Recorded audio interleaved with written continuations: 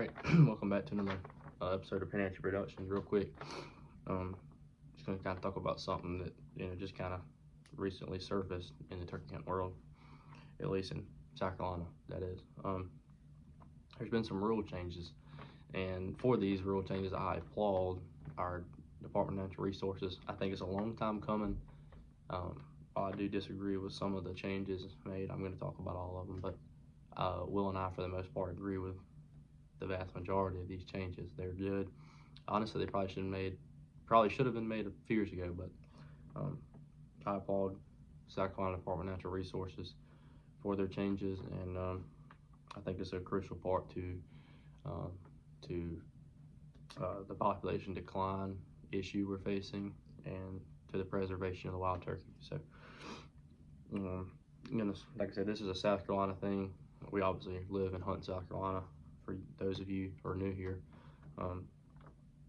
that is where we're from, where we hunt. So I know a lot of states have made changes over the past few years, and again, I do think South Carolina was a little late to this, but nonetheless, couldn't be any happier with these changes. So first off, the new season in South Carolina, statewide, public and private, now lasts April 3rd through May 3rd. Now, I am very glad they pushed the season back a little bit farther. As much as I want a turkey hunt sooner, I do think it is super important to give turkeys the chance to breed without being harassed and hunted as far as we can let them, while still being hunted, obviously. I think it was pushed back 7 days. Turkey season used to start March 15th in our area, and I think they pushed that back. I want to say, I'm not sure, so don't hold me to this, but I want to say maybe 2017, 2018, somewhere along in there is when they moved it back. Maybe it's sooner, maybe it's later, I don't know, but it's around that time. A few years ago, they moved it from March 15th to March 15th to March 22nd, and they also reduced the season, being from May 5th until April 30th, so it took 5 days off the back end of the season as well. Now, again, I am in favor of them moving the season back another, what is it? How many days are in April or in March? I think it's 31. I think they moved it back about 12 days again. So the season is only a month now, which that is the only issue I have. I would have liked, as a turkey hunter speaking, I would have liked them to maybe go April 3rd until May 15th or May 10th to extend the season a little bit on the back end, instead of just shorten the season as a whole, which again, I understand why. Obviously, we have a population decline issue, but it is a little unfortunate that our season goes now from, I think it was 40 days to now 30. So a little unfortunate, and then the youth seasons now, we also now have 2 youth seasons, which I'm not sure how I feel about that. I don't think that's really as important. I don't think it's going to be as big of a deal. 17 and younger youth, March 29th and 30th, and May 10th and 11th. So now youth season is actually about a week and a half later this year. And then we also have a youth season at the end of the turkey season, which is really weird. We've never had that before, that I can think of, even before when they moved it the first time, or moved the season dates the first time, which I'm not sure how to feel about that either. I'm not sure why we need to add another youth season when we already have one at the beginning of the season, but again, obviously they see records and information and statistics that we don't. And then they also, this is the thing I'm probably in most favor of, other than some of the other things I'm going to talk about, but this is a huge thing that Will and I are both in favor of. If you know, we've talked about this on our podcast and in our hunt videos several times, but now in South Carolina, only 2 gobblers per season, no more than 1 per day, which has always been no more than 1 per day, and no more than 1 prior to April 10th, which is still the same rule as no more than 1 prior to between the times of March 22nd and March 30th. So I think that's a good. I'm really in favor of that. I myself, and Will including, we only try to kill one turkey a year. Now last year I did kill two, but um, you know, I think it should have been that way for honestly 5 years now, two per season. We really don't have enough turkeys for people to killing 3 turkeys a year. I don't, and that's something me and Will have kind of always done. Um, and I know some people are going to be all mad and upset about that and throw hissy fits, and well, you just have to get over it because um, it's important. I mean, yeah, I know it's one turkey less per person, but that adds up over time. I mean, I'm fine with it being one turkey per season as long as you can still hunt and take other people.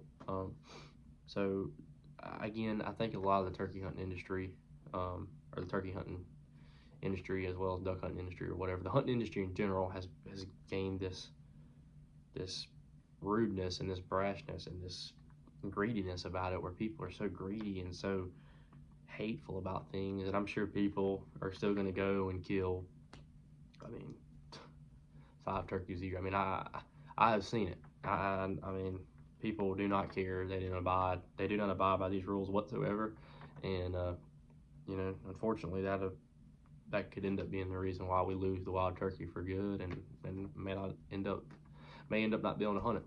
So those people need to open their eyes and pay attention to these laws, and the reason why they're put in place is so that we can have turkeys for future generations. And again, I think that's something that should have been done years ago. I think I want to say Alabama, or maybe I know Mississippi has a lot of these same laws now, but I want to say Alabama was a state that went from 5 to 3 not too long ago. I mean, South Carolina, for example, was 5 when I first started hunting, and I think in around 2015, 2016 is when they changed it from 5 to 3. So, again, I think that's a good decision. I do. I think it's an important decision, and the people are going to whine and cry about it need to go seriously look up harvest report data and that kind of thing, and understand that, look, we're losing turkeys, and you killing 3 turkeys isn't the end of the world. It'll be okay to kill one less, I promise. So, now here are 2 of the newer laws. This first one, this was out of 50-11-500, and this is one that, again, Will and I have talked about. We have talked about this a lot. We have advocated for this a lot. We've told people that turkey hunt that are unfamiliar with these kind of things, we have told them that, look, okay, unless you're a child or you have a young kid, don't shoot a jake. And that's not us trying to be cocky. It's not us trying to tell people what to do. It's just us trying to get people to understand the problem that we're facing, and that shooting a jake, while no, it's not an awful thing, but jakes can't breed. It's not a secret. Jakes are not able to breed. They can't. They're not old enough. They're not mature enough. And if you know what if I'm putting down here without saying it, jakes can't produce. They cannot breed. And you're shooting jakes that are not able to breed. You're killing turkeys. If you let jakes grow to be a 2-year-old turkey, then they can breed, and then they can reproduce. So killing jakes is something me and Will have talked about. Wanting DNR to pass and wanting them to make it unlawful to do so. Because again, I'm sorry it may ruffle some feathers, but I'm under the impression that a grown man that's killed 80 turkeys in his life probably don't need to be shooting jake to begin with. It's something I think kids or people that have never killed a turkey should have been doing. But now this is the exact rule. It is unlawful to harvest a jake defined as a male turkey with a beard less than 6 inches to a tail fan that is not fully developed with the central being longer than the rest. The central tail feathers being longer than the rest. Now, here's my problem with this law, because I do have a problem. Again, I'm not trying to be the police here. I'm just, as a turkey hunter, just talking and kind of getting other people to understand what's going on and trying to educate people, really. Now, the beard length is an issue, because if you kill a turkey with a little beard that is a mature gobbler, you're going to be in trouble. And I don't understand that. The whole point is not kill a jake, and a turkey with a little beard in the jake. A turkey with beard rot in the Jake. And honestly, as a turkey hunter, it's hard to tell from 40 yards or whatever how big a turkey's beard is. You can tell you can see the fan clearly. But I do think there needs to be some revision here to change it to a Jake, and then it says, hey, with the central tail feathers being longer than the rest. But the beard thing, I'm not sure about, because again, beard rot, beard length. I mean, I've seen people kill turkeys with 5-inch beards that have 1.5-inch spurs. So clearly a mature bird just that have big beard. I mean, so not sure about the whole beard length thing. I think they need to do some revision there because obviously you can mess up not mean to with that. Here's this is the other new law put into place, and I'm not sure how I feel about this. I'm going to talk about it obviously, but on private lands, it is unlawful to stalk a turkey while behind a decoy or tail fan including those made of real or synthetic feathers or image or likeness of a tail fan, applied to any material commonly referred to, and this is commonly referred to as fanning or reaping. Again, that is 50-11-500. Yes, public land, I understand. I understand reaping not being allowed on public land. Obviously, that's a no-brainer. You've got people out there, that are hunting and would shoot a bird from 100 yards away and not know what it was. I mean, that's just how people are. You can't be safe that way. So obviously on public land, I understand reaping or not using a male decoy at all is probably the smart thing to do, or really and truly on public land a decoy at all. I've never carried a decoy in public land, nor will I ever. It's not very smart. Really, it's not safe. So, now on private land, I'm assuming this is to make it a little bit more fair and more, more fair of a chase, I guess. And because I mean, if you've ever fanned or reaped a turkey, I killed a turkey right here to my right. It's hanging up last year by fanning a turkey. If you've ever fanned a turkey, it's a trick that'll do it to them. I mean, they can't resist.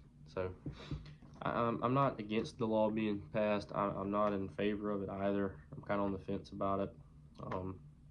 I understand, but at the same time, I'm not sure why. I'm assuming it's to be more fair of a chase. Again, I can kind of give you my previous belief on reaping or fanning a turkey. If it's legal and you're able to do it in your state, take advantage of it. I mean, look, our ancestors as Native Americans, they did it all the time. I mean, they wore deer head, deer hide and stuff, and would stalk deer. I mean, I've never been one to stalk a turkey. Let me go ahead and say that. I do not believe in crawling up to a turkey and then shooting at them. I do not believe in that. I will crawl up to a turkey to a certain extent and then try to bring that turkey to me. That's fine, but I will never, nor have I ever, try to crawl to a turkey right up to it and kill it. And it's not that I'm against it or I think it's unethical. To me, I don't get the same enjoyment as I do of watching a turkey come to me as I do stalking one. So just kind of my opinion on that. And again, I'm not going to throw shade at people who do it. Obviously, it's not a big deal. But I've always been okay with fanning a turkey, but obviously now it's unlawful. And I do think this is very broad. I will say that because, it says stalking a turkey, being behind a decoy and stalk. So to me, my problem with this way this is written is, can you still try to fan a turkey if you're not trying to actively stalk it? If you're just behind the fan, you got your decoys out and you got a turkey 100 yards away and you're behind this decoy and you're not moving and you're just holding it up, is that considered fanning or reaping? I would say yes, but I don't know. So obviously you probably need to read into it or contact local game warden about it. I'm probably gonna have to do the same thing because I don't know and I don't want to do nothing and get me in trouble. So I'm not sure. Again, it's very broad, and I'm sure they do it that way for a reason. But again, contact your local game warden if you have any questions. I mean, I'll give you a perfect example right now. We let's see, this is about a month ago. We found a duck hole on the Savannah River. One of the best duck holes I ever found, and that's all I'm gonna say about it. I mean, it had ducks, but it was on the Georgia side, and I know on the Savannah River you can fish on the Georgia side with the South Carolina license and vice versa, because obviously the waters are shared, and I don't think there's any way to go around it. But I just so happen to wonder if with duck hunting it's the same way. So I called the local game warden, or called a game warden, or called the office in Columbia actually, and finally got it down to where I talked to the local game warden here in my area, and basically I'm glad I called him, because with a South Carolina license you cannot hunt the Georgia side.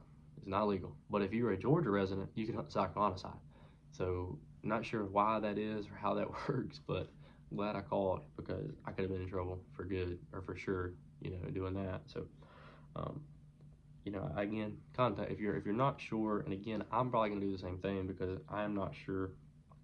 I don't know the difference between putting the decoy out in front of you at 10 yards and holding it. I don't know if there's a difference. It says stalking, which I'm assuming means walking towards a turkey actively. I think if you stand in the edge of a field and turn it and twist it, then maybe that's okay. But again, I don't know. So got to figure that one out. I think it's a very broad law they need to revise as well. I think both of the new laws are good, but they need to do some changing in the laws itself. So, and the last thing that's new, turkey tags are now $25 for non-resident. I think for resident. I think for non-resident it's like $100, which that's crazy to me. But I mean, yeah, obviously I don't want to pay more money to turkey hunt, but I do think there's a reason behind it, which is probably to fund habitat projects, or to fund wildlife research, or whatever it is. I'm sure all this money that we're paying goes somewhere good. I'm assuming. Now with ducks, I don't know. That's a little controversial. I'm not going to dive into how I feel about that. But when it comes to turkeys, I do feel, I kind of understand it. You're trying to raise more money, or even maybe some people aren't going to be willing to pay $25 to get two turkey tags. So I don't know if it's a lot of that, trying to reduce hunter effort some. But regardless, I think most of these laws have been coming. They're good changes. Does suck a little bit that we get less time to hunt turkeys, which is going to force people now in South Carolina to probably travel out and venture to go hunt other states, which we want to do regardless. But I think now a lot of people are going to look in these rules and these laws and say, well, I want to hunt a little longer. Well, Georgia season's open to such and such, or Alabama season's open to such and such, and people are going to start traveling more and hunting more public land, which is going to crowd more public land. And again, I'm a little upset that the season is not still 40 days. Again, pushing it back, great. 2 per year, great. Not sure about the whole 2 youth weekends thing. I'm not sure. We've had 1 youth weekend for as long as I can remember. And again, glad with the Jake. Very happy that they have made it unlawful to kill Jakes now. I think that's something that should have been done. It's going to make people be a little more vigilant, a little more careful, which I think is also a good thing. And again, the stalking thing, I'm not sure about. I'm really not. I understand it, but at the same time, I don't. And I think I need to do some revising within the law itself so that we better understand it, because it doesn't really make sense, to be honest. So, I mean, that is what it is. Like I said, I think this is a good thing. I know a lot of turkey hunters are going to be upset about it, but I think we need to look, as the turkey hunting community, I think we need to look at these changes throughout every state and appreciate it, because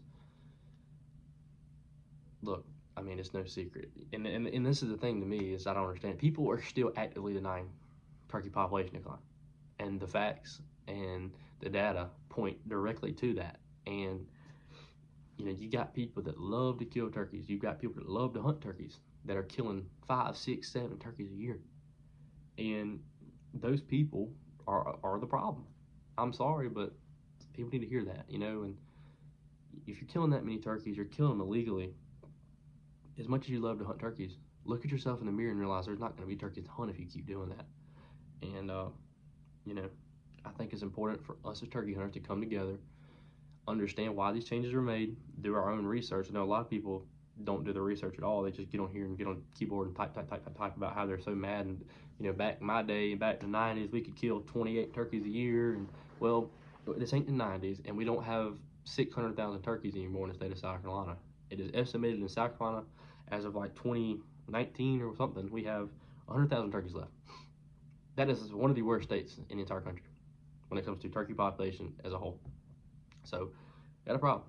And as turkey hunters, we're going to have to work together with our agencies, our local agencies, with our Department of Natural Resources, and help this issue. We're going to have to help them make laws, help them keep the wild turkey around, because I want nothing more than my children and my grandchildren to enjoy the wild turkey the way that I have and the way that Will has. And again, I know Will's not here to talk about this, but I can assure you he feels the same way. The other day at Christmas, we talked about all these changes, and we feel the same way about it all. So, like I said, huge thanks to South Carolina Department of Natural Resources for their work when it comes to doing this. We kind of criticized them a little bit last year as to why they haven't made changes, and I'm glad that they have. So, hats off to them and their efforts to conserve the wild turkey. As hunters, we need to do the same thing now and abide by the laws they've set. So, again, thank you for hearing me out, and I hope I educated you a little bit about the new laws if you didn't know. And we're going to get into some very controversial, some very deep diving conversations here in the next few months leading up to turkey season about population decline, and hopefully it'll open some eyes, because again, as turkey hunters, our biggest goal isn't to kill a turkey. Our biggest goal is to conserve the wild turkey. And we're going to get on here and we're going to talk about it, and we're going to look at stuff. We're going to look at statistics and data, and we're going to work hard to educate you guys as to why we have a problem and how we can fix it. So again, sorry to ramble on, but it's a pretty big important thing for us turkey hunters, and I hope you do your own research and learn and become vigilant as to what's going on. So hope y'all enjoyed, and we'll catch y'all on the next one.